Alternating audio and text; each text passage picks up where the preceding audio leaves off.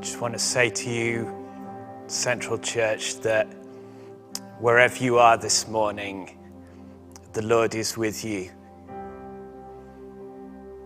That in your living rooms and your kitchens or here at church, the Lord is with you.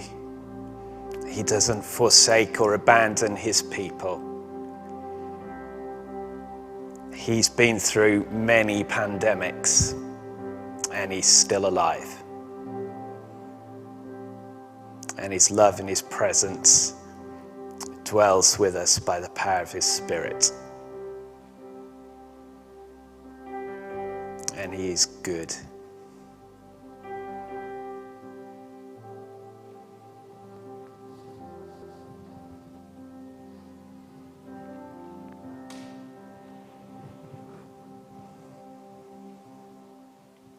Amen.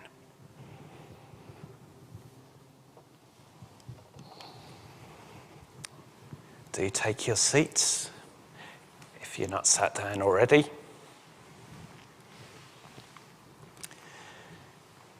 So we are looking at the Gospel of Matthew, an account of the life of Jesus of Nazareth that was written by one of his first followers, Matthew, who was a tax collector based up in a little fishing village called Capernaum, which is on the north shore of the Sea of Galilee. It's about 100 miles north of Jerusalem, if you wanted to picture it on a map. And the passage that we're looking at today is really the concluding section to the introduction to that book. And in it, Matthew has really laid his cards on the table in presenting to us Jesus as the fulfillment of centuries of prophecies and promises about how God was going to come and rescue and restore his people. However, Matthew doesn't just want us to know all the good things and amazing things that Jesus says and does. He also wants us to know who he is. He's not just an heroic human, but he is God with us, God in flesh, God come to dwell and be with his people. That's what Tim has been talking to us about over the last 2 weeks. And that is important for us to bear in mind as we look at this passage, as we think about what it means and why it matters. Oh, we've got an echo in the room, but hopefully you're not picking that up on your screen. So I'm going to read to you from Matthew chapter 4. I'm going to start to read at verse 1. Then Jesus was led by the Spirit into the wilderness to be tempted by the devil. After he fasted 40 days and 40 nights, he was famished. The tempter came and said to him, "If you are the Son of God, command these stones to become bread."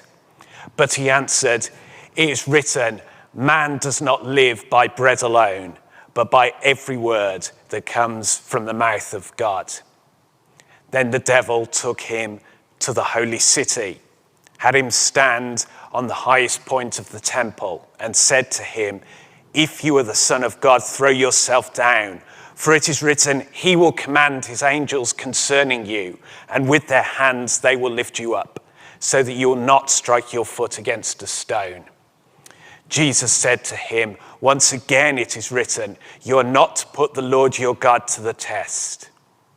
Again, the devil took him to a very high mountain and showed him all the kingdoms of the world and their grandeur. And he said to him, "I will give you all these things if you throw yourself to the ground and worship me." Then Jesus said, "Go away, Satan, for it is written, you are to worship the Lord your God and serve only him." Then the devil left him, and angels came and began ministering to his needs.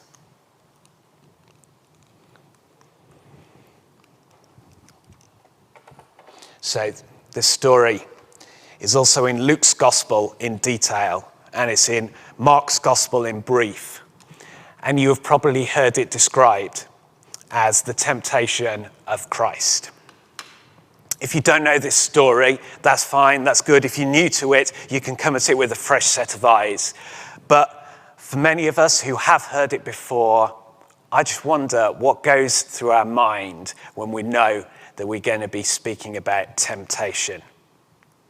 Because for me, the way I often think about it, the way that I often have heard this passage preached, is that we see Jesus go off into the desert where he faces a variety of temptations, and yet he doesn't do anything wrong.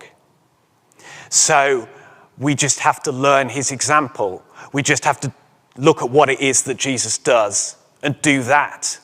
And then we too will never sin again. Job done. Except, has that been working out for you? I mean, I'm sure it went really well for about 2 hours, 2 days at most. But then, well, we all have our different areas of weakness. Maybe yours is the temptation to anger and control. And at the end of a hard day, someone says something and your temper snaps, and a colleague or a family member receives the sharp end of your tongue. Or maybe your weakness is towards envy and greed, and the way that adverts present to you a lifestyle that seems so satisfying and alluring that you just want more and more stuff, despite the fact you know in your heart that it's empty. Maybe your temptation is around lust, and it always lies just one browser click away, and who's going to know? All we have to do is do exactly what Jesus did. Problem solved. That's what the preacher said. But that's not my story, and I'm going to guess it's not your story either. So you're among friends. We're in good company. All of which is to say that I recognize that we're going to be coming with a weight of a history of failure that lies heavy on our shoulders, things we've done that we regret, things we've done that we can't take back, areas that we know we still experience more defeat than victory. And that's just in the room. However, I also want us to hear the words of St. Paul, who says that for those who are in Christ Jesus, for those who have given their allegiance to him, there is now no condemnation. There is none. And you know, he writes that just a couple of verses after admitting that he has the desire to do what is right, but not the ability to carry it out.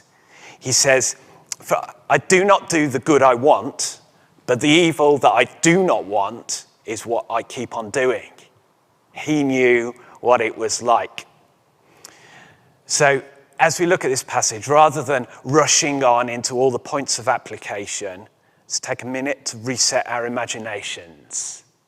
To help us do that, I'm going to go at a snail's pace through the first verse or two. So if you find this kind of Bible study boring, you've got 10 minutes to do the washing up, and you can come back for the good bit.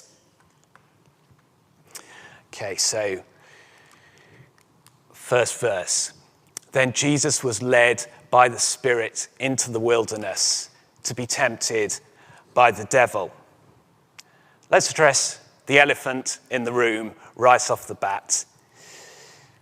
This is a story that involves the devil, and it's going to be hard for us as modern, rational Westerners to get our heads in a space where we're hearing a story where one of the characters is old Nick, Beelzebub himself. So it's always going to set off a siren in that part of our brains that says, this sounds a bit like superstitions.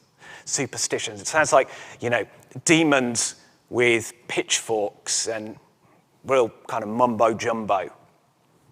And that's going to be a logical response because we are saturated in a culture that for several centuries now, the prevailing intellectual movement is one that tries to eradicate any sense of the spiritual from our consciousness. Our dominant worldview says that unless you can touch it, taste it, measure it, then it doesn't exist, it's not real. The way that we access truth is to shove it under a microscope and examine it. But that way of thinking is an exception to the rule when you look at most of human history, including the biblical worldview, which says there absolutely is a spiritual dimension. Not only does it exist, but also there are spiritual beings that exist within it. We as human beings are physical beings. We inhabit a physical space that God created, but God also created the spiritual realm, and he created spiritual beings. You'll encounter them from time to time as you read through the pages of the Bible. Angels are spiritual beings, as are cherubim and seraphim, whatever they are, as is the devil. But who is the devil? Where did he come from? What's his story arc? The Bible is actually relatively quiet when it comes to filling in those details for us, but from what we can piece together, we can say that at some point in history, there was a rebellion amongst the spiritual beings against God and against his goodness.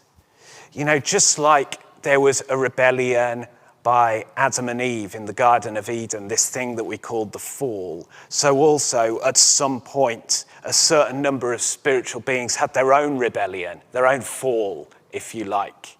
And chief among those was the devil. The devil isn't Jesus' arch nemesis. He's on an equal footing with him. They don't square off like superhero and supervillain. The devil is a rebellious, created being, whereas Jesus is the one through whom all things were created. There's no comparison. However, I don't want us to overstep the mark. I don't want us to diminish the influence of the devil too much. The Bible is clear when it says that he is active in the world. What's he up to? Well, the clue to his character is in his name, or should I say, in his title. The devil isn't so much a name, he doesn't really deserve one, as it is his job role, his job description. It's from the Greek word diabolos, from which we get diabolical. Diabolos means the accuser or the slanderer. The devil is the one who hurls false accusation. He points the finger, he points out error. Another title for him is the Satan. That's from a Hebrew word that means the opposer or the adversary. He's also referred to as the father of lies, a murderer, the evil one, a deceiver, that great dragon, and in Matthew 4 as the tempter. He's the one who does the tempting. Let's be absolutely clear about this. I want us to get this straight. God does not entice people to sin. He doesn't tempt or encourage. He doesn't persuade, induce, coax, or trap people into doing wrong. Only the devil does that. In fact, Jesus twice tells his followers that they should pray to God for help so that they don't get drawn into temptation.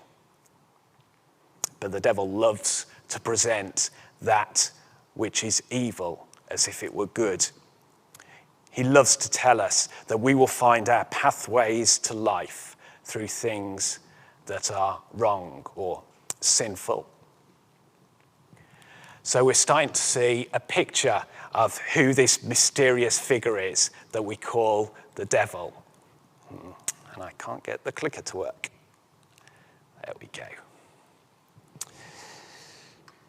Devil is a created spiritual being who is in opposition against God's goodness. And one of his tactics is try to persuade humans to join him in his opposition against God. And wouldn't you know, we fall into that trap all the time. We do, but Jesus doesn't. But let's not get ahead of ourselves. So what we have is, in this story, a human being in conversation with the devil, and that's pretty weird even for the Bible. There's only one other place, as far as I can tell, in which we have a recorded conversation between the Satan and a human, and that's right at the start in Genesis, where Eve is tempted by the serpent. In fact, in that story, the devil or the Satan isn't even mentioned, just the beast is referred to as a serpent, but I think we're safe in assuming that it's talking about the same being. These two places then, where the devil tries to trap a human in temptation. That says to me this is going to be immensely important to us. Jesus is following in the footsteps of the first humans. For now, though, I just want us to tuck that away in our back pocket. We're going to come back to it later. Because Jesus is not just treading the same path as Eve. He's also treading the same path as God's people, Israel. I'll show you what I mean.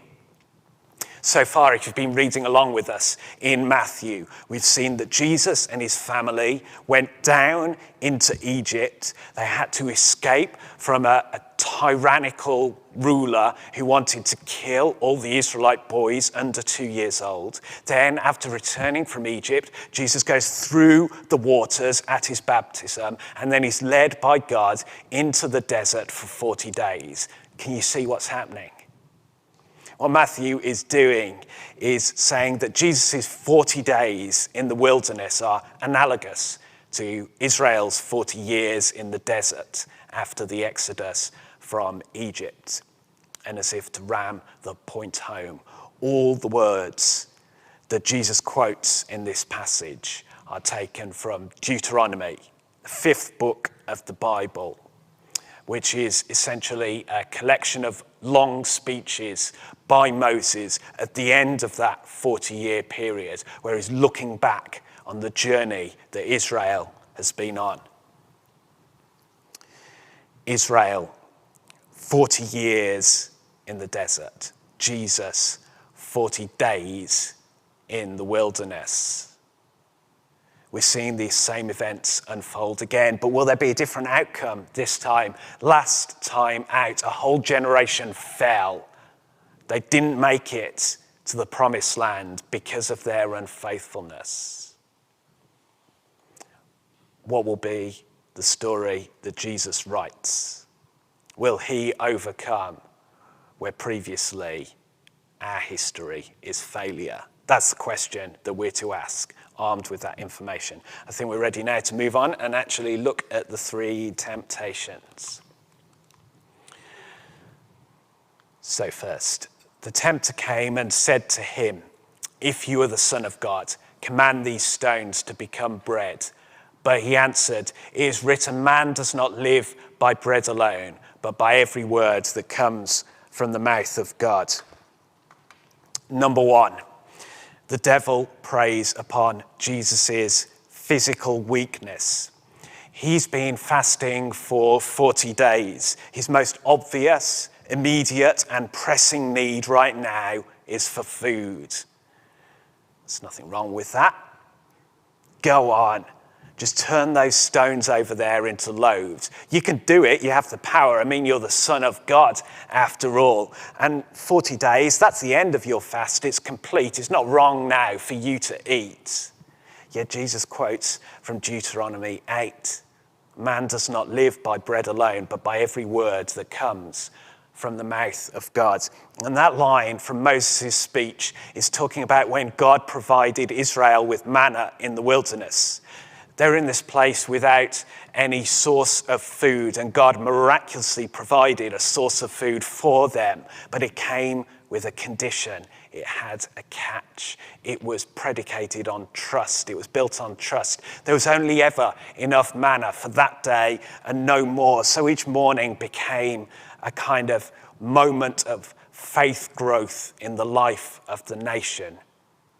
Each morning they drew back the curtains with a question that hung over their heads: will God come through for us today? Because if he doesn't, we're going to die out here in this desert. And Moses said that God did this to shape them as a people, to shape them in the kind of people who would flourish when they were in a land that was flowing with food? Will God's word still matter to us at that point? Are we going to be shaped into being the sort of people that turn to him in trust new each morning? Or will our physical desires end up driving us to find satisfaction somewhere else? The devil loves to take what God has created for us to enjoy, like food, and turn them into a stumbling block. He transforms bread back into stones and then leaves them in our path for us to trip over. He loves for us to be distracted. He loves for us to assume that God doesn't really care enough about us to provide for what we need. He loves for us to instead take matters into our own hands. It often involves clambering over one another out of fear that we're still in the land of scarcity rather than the land of abundance. I see no greater danger or distraction to us right now than in trying to find our need for relational connection just met through a screen. The tech companies built their business model on monetizing our attention.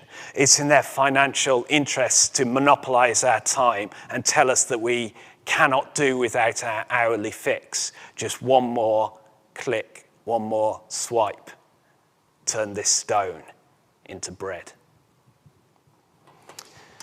It's all exposed in a frankly terrifying documentary that I watched on Netflix that's called The Social Dilemma, in which a succession of interviewees explain the dangers that this technology poses to society.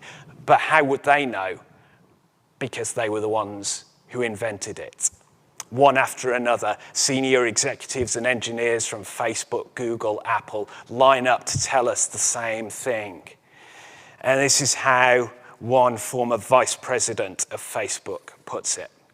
This is a direct quote. We curate our lives around this perceived sense of perfection because we get rewarded with these short-term signals, hearts, likes, thumbs up. We conflate that with value, and we conflate it with truth.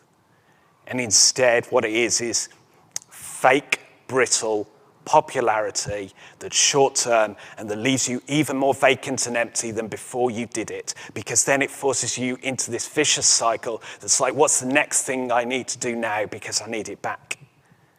And then think about that compounded by 2 billion people. It's really, really bad, is his judgment. Alternative option. Man shall not live by hearts, likes, thumbs up alone, but by every word of love and kindness and gentleness that comes from the mouth of our Father God. And this is just the first temptation. The devil is just getting started. Then the devil took him to the holy city, had him stand on the highest point of the temple, and said to him, if you are the Son of God, throw yourself down, for it is written, he will command his angels concerning you, and with their hands they will lift you up so that you will not strike your foot against a stone. Jesus said to him, once again, it is written, you are not to put the Lord your God to the test. So second, he suggests that Jesus gives a showy proof of his status as the Son of God by performing a spectacular magic trick from the highest point on the temple in Jerusalem, where he knew that crowds will be gathered at this central place of Jewish worship. Throw yourself down, the angels will catch your fall. That's what it says in Psalm 91, right? Wrong. I think the devil latches onto Jesus' use of scripture and tries to adopt that rhetoric of his own. So he rips the verse completely out of its context in order to get it to mean something entirely different to what it actually means. And guess what? These words of scripture have now been polished up and reformatted to make them sound like they're just giving a quick fix material blessing to humans. Good job we don't encounter that problem anymore. We've got to be on our guard. We've got to remember that bending individual Bible verses to mean something way off beam is the tactic of the tempter and not the teacher. But Jesus ain't falling for them tricks. Don't put God to the test. Don't be like the Israelites in the desert who doubted that God was really in their midst, and so they complained at Moses that there was nothing for them to drink. But Yahweh, who parted the waters to enable them to make it to the desert, would surely also provide the waters to enable them to make it through the desert. Who are they going to trust? For Jesus, the Father had just spoken words of affirmation over him at his baptism. You are my son, and I'm delighted in you. That's all the proof he needed. Didn't do anything else to test that out. If we trust in God, we trust in God. Is how one preacher put it. Faith is to bow down our lives before him in all times and in all circumstances, simply because he is God and we are his creatures. To trust even in the darkest of nights that he is with us. To trust he's working out his purpose in and through the good and bad. To trust he has our best interests at heart.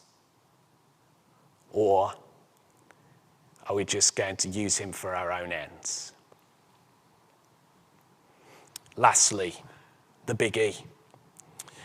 Again, the devil took him to a very high mountain and showed him all the kingdoms of the world and their grandeur. And he said to him, I will give you all these if you throw yourself to the ground and worship me. Then Jesus said to him, go away, Satan, for it is written, you are to worship the Lord your God and serve only him. Give your worship to me, the Satan says, and I can make you the king of the world. Did he really think that that would work? I think that's a fair question.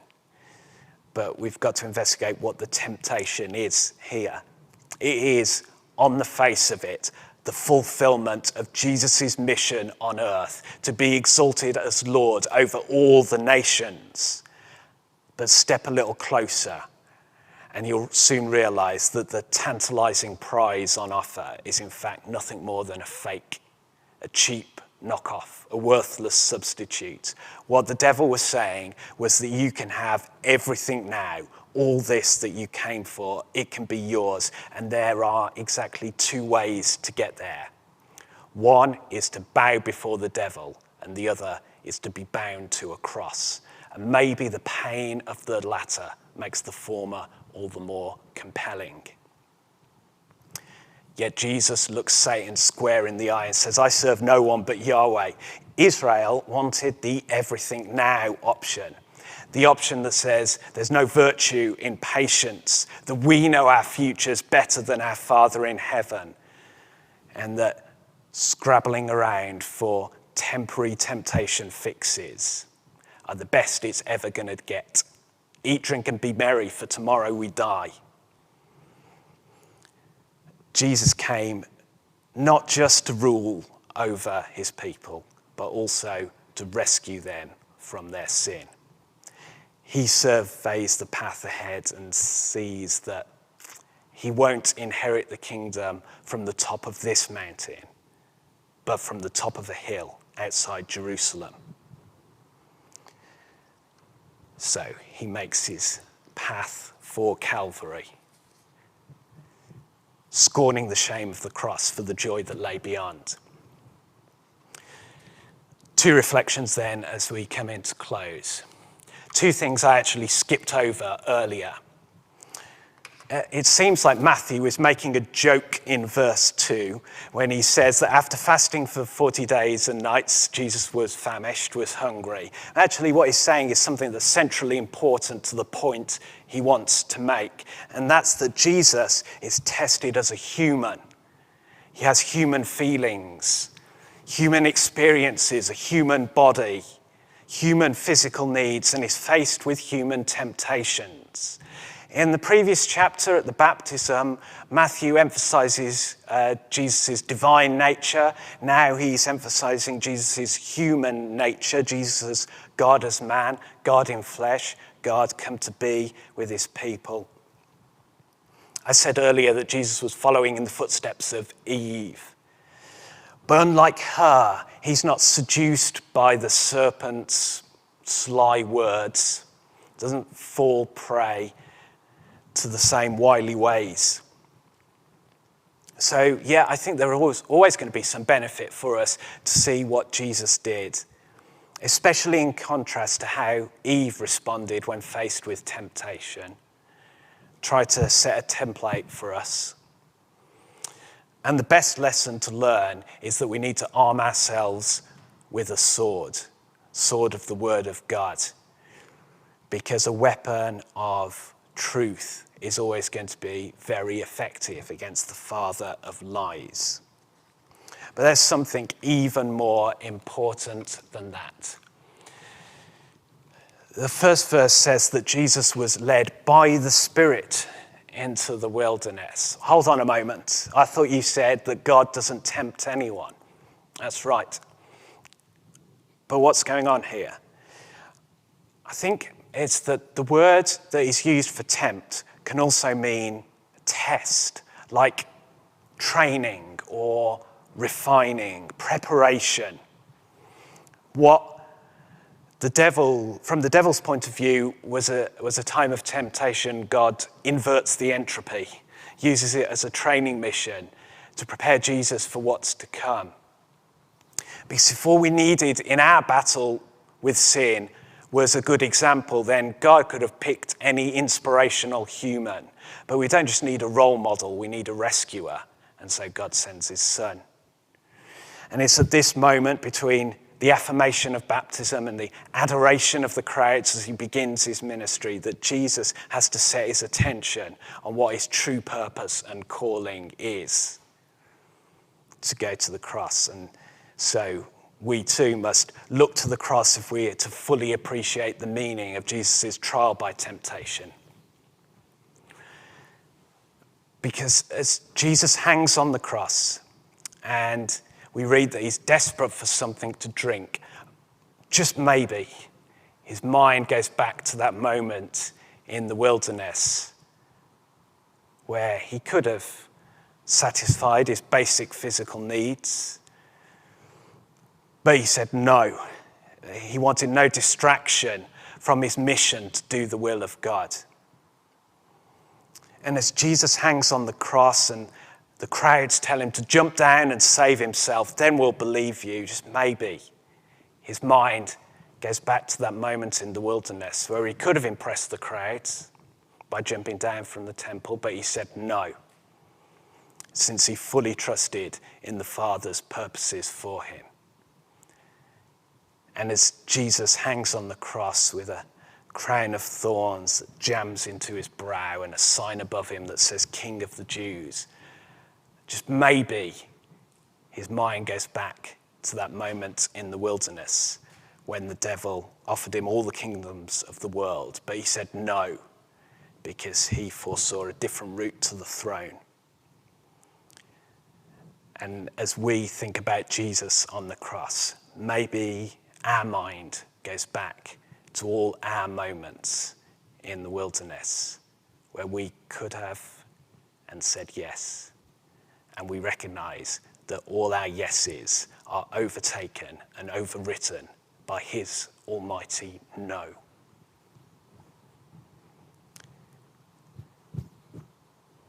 You know, twice the devil says, if Jesus were the Son of God, he ought to start behaving like it. He ought to start looking like a son of God. And then there's this moment where Peter says that if Jesus were the Son of God, he wouldn't have all this talk about dying. And Jesus says, get behind me, Satan. But then there's a Roman centurion who looks up at Jesus's bloodied, broken, dead body on the cross and says, This is what the Son of God looks like. Jesus is the one who turns the tide. He's the one who changes the course of human history. He's defied the curse. He's beaten the tempter. And all the things that we've got wrong down through the centuries, Jesus has now got right, which means that a new day has dawned. A new future has begun. A new story has been written that we get to be a part of. So let's take hold of the sword as our weapon of truth. But more than that, let's behold the Son. Because all of our history of failure, all of the weight of the things that we've got wrong that still lie on our shoulders, it all gets wiped clean. A new day has started, a new life for us to live, freedom for which Christ has set us free. That shame, that guilt that we carry, it gets released because Jesus nailed it to the cross. And we can have confidence not in our own ability to overcome temptation as much as we are to resist the devil, but in confidence in the one who overcame at one moment in history for all people throughout history. I'm going to ask the band if they'd come up and lead us in a final song of worship. And if anything that I've said has spoken to you, anything about this passage that stands out to you, that is meaningful to you, particularly if anything that you're carrying, that you just want someone to pray with, to know that forgiveness is for you too, then I would encourage you to pray with the people that you're at home with, or to use the opportunity of praying with Rod and Rory using the live chat. We'll meditate on these words. During this last song, we'll pray together, and then Sinead will close.